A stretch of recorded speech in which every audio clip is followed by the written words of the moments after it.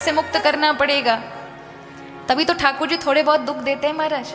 ये जो जीवन है, हम जो जीव हैं, निरंतर जन्म जन्मांतर तक सुखी सुख भोगते रहे हैं।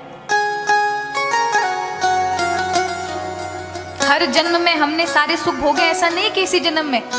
ये सत्संग का भी लाभ आपने हर जन्म में लिया है, राम कथा भी हर जन्म में सुनी है, हर जन्म में पत्नी बच्चे सब एकत्र हुए और एक दिन सब छोड़कर जाना पड़ा है।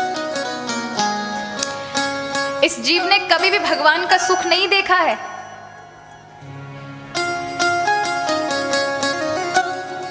इसलिए इसका मन भगवान में नहीं लगता।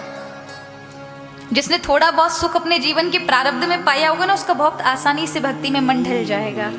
और जिसका नहीं है प्रारब्ध, उसे थोड़ा समय लगता है उसके रूप में, क्योंकि पहली बार कोई चीज आती है, उसका कोई अनुभव नहीं है, उसका कोई आनंद उसे प्राप्त नहीं है। तो इसकी वजह से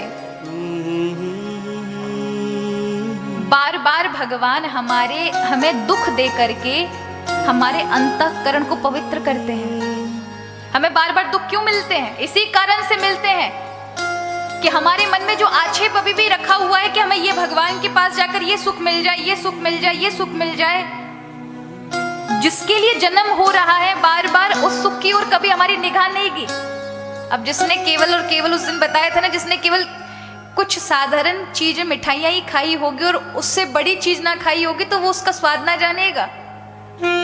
हमने केवल संसार के सुखों के रसगुल्ले पूरे जन्म जिंदगी तक, जन्मों जन्मों तक खाए, इसलिए ठाकुर जी वाले आनंद की कोई इतनी सी भी नॉलेज नहीं है, अनुभव नहीं है, आनंद की अनुभूति नहीं है, इसलिए वो चीज मन से निकलती नहीं भगवान के समक्ष जाकर के। तो भगवान दुख देकर अंतःकरण को पवित्र करते हैं कि मेरे लिए जगह बने आपके हृदय में, मेरे आनंद की प्राप्ति करें आप। इसलिए जीवन में दुख आते, इसलिए जीवन में विपत्तियां आती हैं, क्या भगवान के नजदीक जाए। अच्छा जरा विचार करें, सुख में प्रभु ज्यादा याद आते हैं या दुख में? किस में ज्यादा याद आते हैं? दुख में ज्यादा याद आते हैं ना महाराज। सुख में कभी भगवान से, अब हम दुख आते तो हम भगवान को कहते हैं प्रभु ये सब आपने कियो।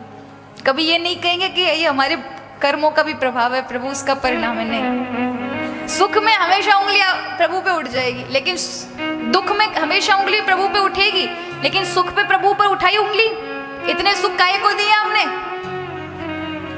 नहीं, इसके लिए नहीं उठ सकती। लेकिन सुख दुख दोनों ही हमारे कर्मों के द्वारा मिलते हैं। लेकिन भगवान जब दुख भी देते हैं ना, वो भी हमारे कहीं ना कहीं कर्म होते हैं। विशाल दुखों को भी भगवान छोटा दुख बनाकर हमें देते हैं। लेकिन किस लिए नहीं देंगे? तो अंतःकरण पवित्र नहीं होगा। पवित्र नहीं होगा तो मेरे लिए प्रेम नहीं जगेगा।